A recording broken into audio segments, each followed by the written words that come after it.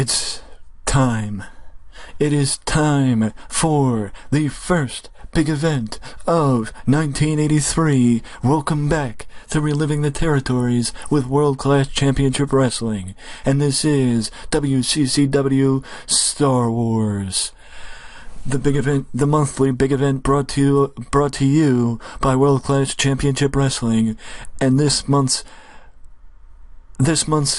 big event has incurred a little bit of changes from the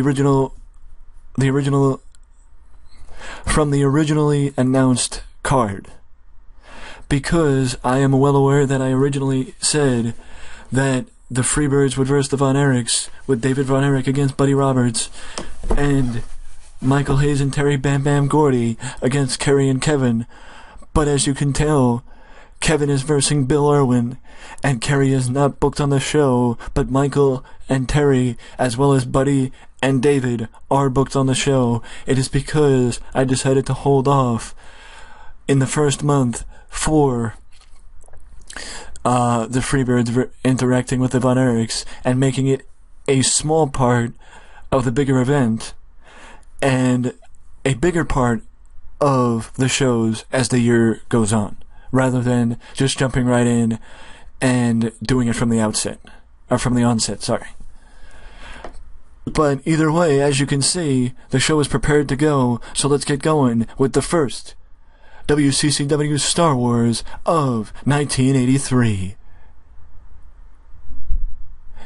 And if you remember correctly, a couple weeks ago, I believe it was 2 weeks ago, on WCCW TV, it was Bugsy McGraw and the Mongol against the Fantastics, and the Fantastics got the victory over Bugsy and the Mongol. And I mentioned that because of the fact that I had a feeling that I knew Bugsy and Mongol would have excellent chemistry when teaming together, and I also referenced the fact that they may be versing the Fantastics once again. And as you can tell, they did exactly that, because it is Bugsy and the Mongol against the Fantastics kicking off WCCW Star Wars, and Bugsy and the Mongol get the victory over one of the new members of WCCW. Newest members, I should say. I apologize. This is a pretty easy match. If you saw the last episode of WCCW, of this Let's Play rather, then you'd know that Bob Bradley won the right to face Chris Adams tonight as the number one contender coming into tonight for the television title, and Chris Adams successfully defends his TV title for the second time since his run started earlier in the month. I believe Bill Irwin was the guy he defeated. Speaking of Bill Irwin goes up against the American Heavyweight Champion Kevin Von Erich in Kevin's first title defense as American Heavyweight Champion, and Kevin is victorious against Bill Irwin. See, the reason why Bill Irwin gets the title shot has to do with what happened on tour, and the World Class Tour is not something I show on or record. It's basically spot shows that I do in other places, like in the Southwest region or New England or the Great Lakes or somewhere other than Texas. It's basically spot shows that I do off camera, and Bill Irwin won on the spot show against Kevin Von Erich in a tag team match, so where Bill Irwin got the win and Kevin took the loss. So that's why Bill Irwin gets the title shot. Yes, most fans wouldn't know, but I don't think most fans in 1983 dug too into why somebody else was getting a title shot.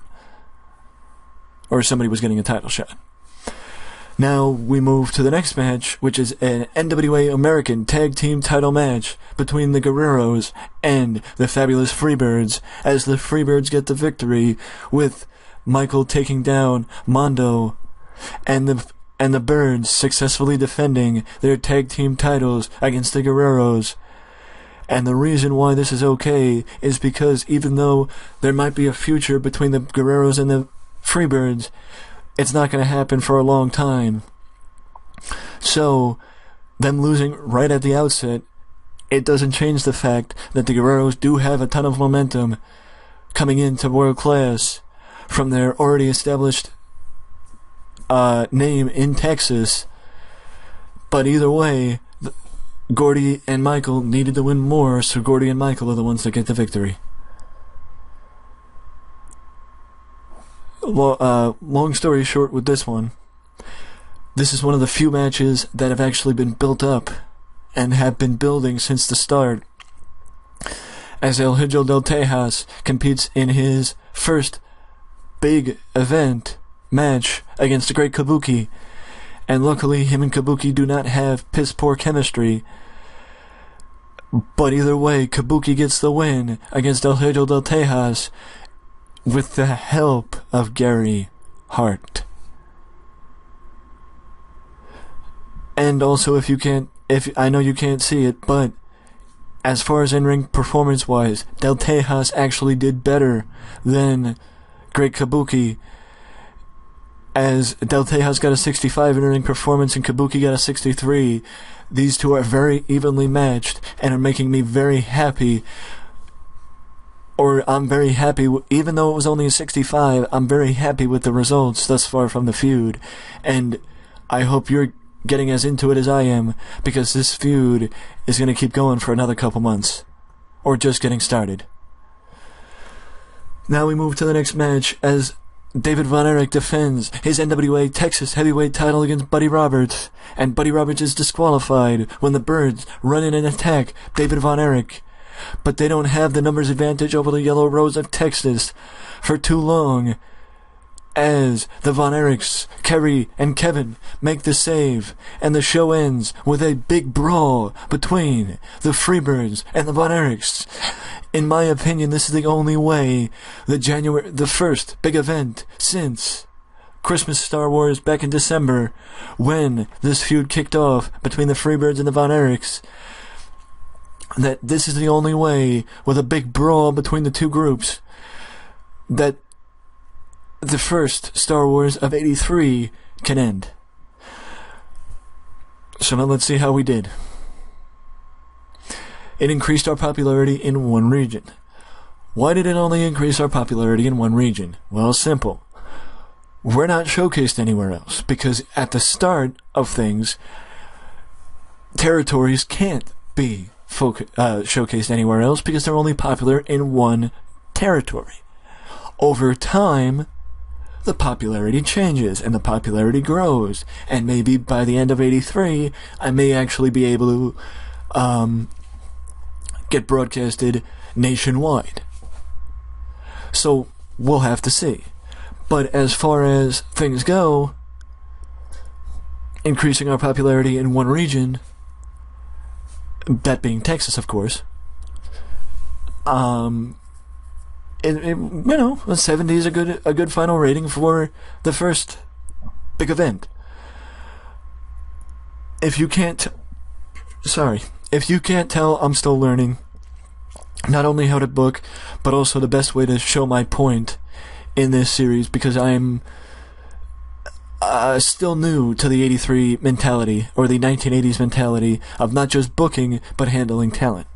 And also handling championship belts, because I'm still somewhat in the modern mentality. I'm still with the somewhat modern mentality of handling title belts, except the world title. I've always had the old school mentality of handling the world title. But either way, I want to hear from you guys, and I want to know what you guys think of the series thus far, especially now that we've passed the first major event of 1983 in this series. So I want to know what you think of the series so far. So let me know down in the comment section your opinion of World Class Championship Wrestling, and if there's anybody that you would like to see come and join in World Class, or any feedback that you'd like to provide, because as always, feedback is more than welcomed and appreciated.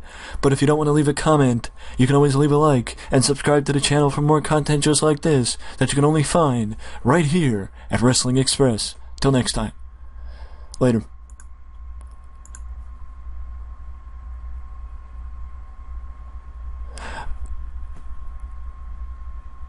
one more thing, and that one more thing is this, that things are about to change, because a new series will either be starting around the time of this video or have started already, and that new series is me bringing back how I would book it, and finally showing how I would have booked the WCW/ECW invasion of WWE. And it's going to change how I do these types of series, especially how I would book it, because it's not the same as it was. But I just wanted to make mention to that, and I will make mention to the perspective changes in the first video of the invasion, when I start the invasion, or have started the invasion. But all that stuff will be in that video, which may be in the description below if it's up by the time this video, which will be in the description below. The background of this video will be in the description. Of the invasion will be in the description. Because, here's why I'm mentioning it in this video. The changes will affect this series. And they will only be good changes. It's not like this series is ending spontaneously. But it will affect this series, and it may affect the other two, WCW and TNA. I will keep you guys up to date as things materialize and we get closer to the relaunch and the return of how I would book it, and finally me showing how I would book the WWE invasion. So keep your eyes out. Keep your eyes open for that, because the invasion is, in fact, the biggest Let's Play / how I would book it that I have ever done thus far on this channel. You can also let me know down in the comment section if you are looking forward to the invasion now that you know that I'm doing it. So until next time, stay tuned. And I'll see you in the next video.